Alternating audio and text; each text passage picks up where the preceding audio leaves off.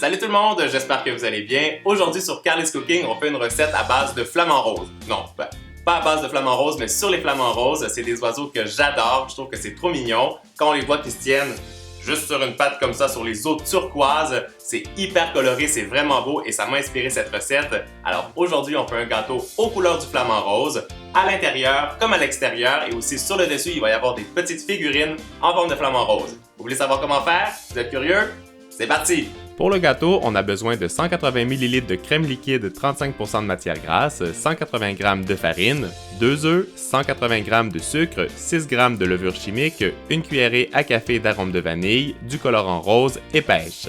Je casse les œufs, j'ajoute le sucre et la vanille et on laisse tourner dans le mélangeur pour que la préparation double de volume.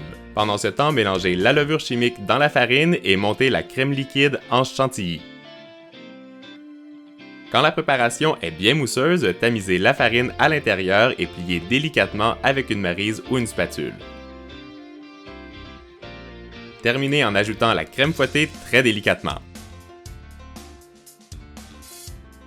On divise la préparation dans deux bols, on ajoute les colorants en gel rose et pêche et on glisse les pâtes colorées dans deux poches à pâtisserie.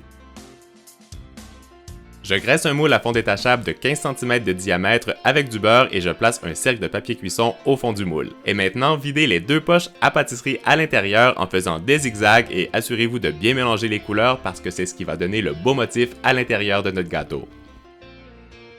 Quand le moule est rempli, frappez-le légèrement sur le plan de travail et glissez au four pour 50 minutes à 165 °C.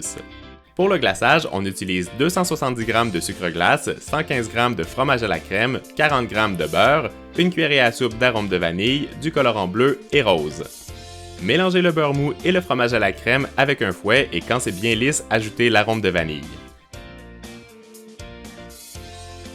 On continue en ajoutant le sucre glace petit à petit en mélangeant entre chaque addition. Quand vous aurez ajouté tout le sucre glace, la texture du glaçage sera bien épaisse. Je divise la préparation dans deux bols et je colore un tiers en rose et le 2 tiers restant en bleu.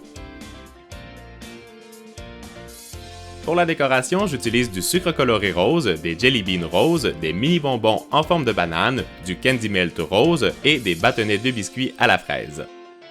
L'astuce du jour, si vous n'avez pas de petits bâtonnets en biscuits comme ceux-là que j'utilise pour la recette, vous pouvez très bien les remplacer par des petits bâtonnets de pretzel. Vous allez retirer le sel autour et ensuite vous allez les tremper dans le candy melt et vous allez avoir le même résultat. Et aujourd'hui en prime, j'ai une question pour vous. Est-ce que vous savez pour quelle raison est-ce que les flamants roses sont roses? Moi je pense que j'ai la réponse, mais je vous le dis lors de la dégustation. Allez, on continue la recette. Faites fondre le candy melt et trempez les bâtonnets de biscuits dedans pour imiter le goût de nos flamants roses. Collez ensuite les jelly beans roses sur la pointe du bâtonnet et posez une demi-banane sur le bonbon rose pour créer le bec de l'oiseau.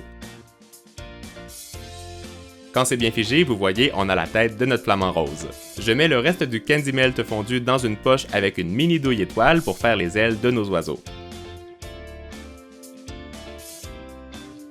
Vous pouvez leur donner la forme que vous voulez, laissez aller votre créativité et quand c'est fait, glissez au frigo pour que ça fige.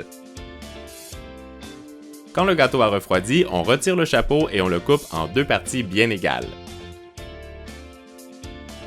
Je dépose une couche de glaçage rose bien généreuse entre les deux morceaux de gâteau et j'utilise une spatule coudée pour faire ce travail. On pose d'autres morceaux de gâteau et on donne une première couche de glaçage bleu pour bien fixer les miettes sur le gâteau et lisser au maximum pour ne laisser qu'une très fine couche de crémage. Glissez au frigo pour 10 minutes avant de continuer avec une deuxième couche de glaçage. Utilisez la spatule coudée pour créer un effet de vague sur le gâteau avec le crémage bleu.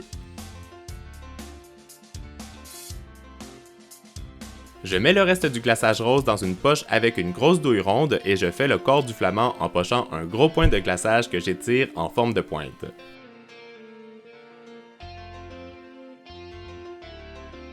Prenez une brochette en bois pour percer le gâteau avant de glisser la tête de nos oiseaux. Ça va empêcher le coup de casser lorsque vous les placez dans le gâteau. Je continue en saupoudrant le sucre rose coloré sur le corps des flamants roses pour donner un peu de relief et pour dessiner les yeux, j'utilise du glaçage décoratif bien jaune.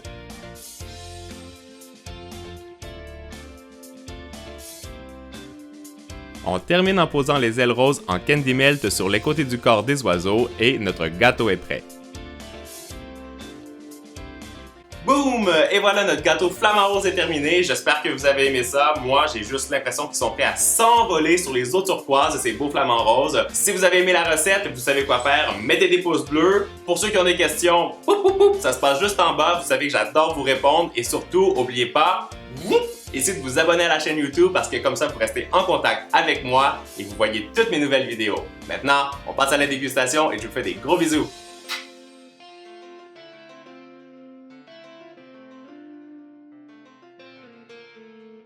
Alors regardez-moi ça comme c'est beau à l'intérieur. On voit les deux couleurs du plumage du flamant rose, le rose pâle et aussi le pêche. Ça représente vraiment bien le flamant rose. Et moi, je me suis pris une grosse part parce que vous savez comment je suis gourmand. Allez, maintenant j'attaque la dégustation.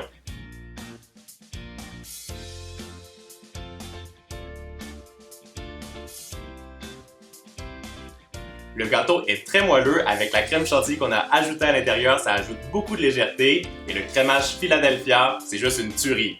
Mais là, est-ce que vous avez pensé à la question que je vous ai posée tout à l'heure? Pourquoi est-ce que les flamants roses sont roses? Eh bien, moi je vous avoue aussi que je suis allé vérifier parce que j'étais curieux et la raison pour laquelle les flamants roses sont roses, c'est parce qu'ils mangent des crevettes roses. Allez, bonne semaine tout le monde, ciao!